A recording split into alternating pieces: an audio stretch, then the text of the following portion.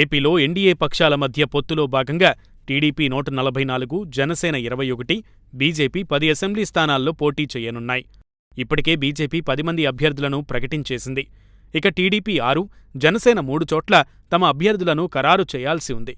ఈ స్థానాల్లో ఆశావహుల నుంచి పోటీ తీవ్రంగా ఉండటంతో ఆయా పార్టీల అధినేతలు తీవ్ర కసరత్తు చేయాల్సి వస్తోంది.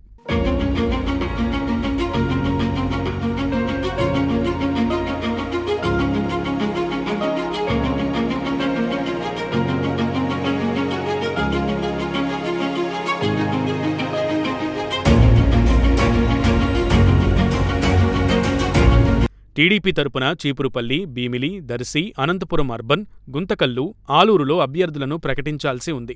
చీపురుపల్లి, భీమిలి అసెంబ్లీ స్థానాల్లో ఎవరిని ఎక్కడ నియమించాలన్న పీటముడి ఇంకా వీడలేదు. చీపురుపల్లిలో మాజీ మంత్రి గంటా శ్రీనివాసరావు పోటీ చేస్తారా లేదా అన్న సందిగ్ధత ఇంకా వీడలేదు. గంటా పోటీ చేయకుంటే సీనియర్ నేత కళా వెంకట్రావు లేదా కిమిడి నాగార్జునలలో ఒకరికి అవకాశం దక్కవచ్చు. భీమిలిలో కళా వెంకట్రావు లేదా నెల్లిమర్ల టీడీపీ ఇన్ఛార్జ్ బంగార్రాజు పేర్లు పరిశీలనలో ఉన్నాయి. ఇక గుంతకల్లులో మాజీ మంత్రి గుమ్మనూరు జయరాం, ఆలూరులో వైకుంఠం కుటుంబ సభ్యుల్లో ఒకరికి లేదా బీసీ సామాజిక వర్గం నుంచి వీరభద్రగౌడ్ పేరు పరిశీలనలో ఉంది. రాజంపేటకి జగన్మోహన్ రాజు, చెంగలరాయుడు మధ్య పోటీ నెలకొంది. అనంతపురం అర్బన్కు ఎన్ఆర్ఐ నిర్మల, మాజీ ఎమ్మెల్యే ప్రభాకర్ చౌదరిల మధ్య పోటీ ఉంది. ఇక దర్శి స్థానానికి సీనియర్ నేత గొట్టిపాటి హనుమంతరావు మనవరాలు శ్రీలక్ష్మి పేరు పరిశీలనలో ఉంది.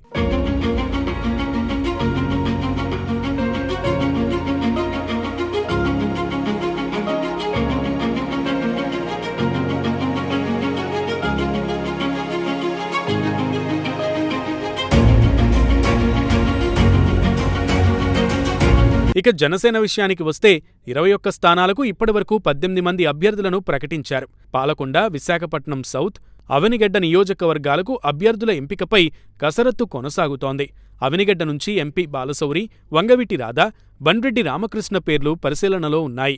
విశాఖ సౌత్ నుంచి ఎమ్మెల్సీ వంశీకృష్ణ, శ్రీనివాస్ యాదవ్కు టికెట్ ఇవ్వాలని పార్టీ హైకమాండ్ యోచిస్తున్నట్టు ఊహాగానాలు వినిపిస్తున్నాయి.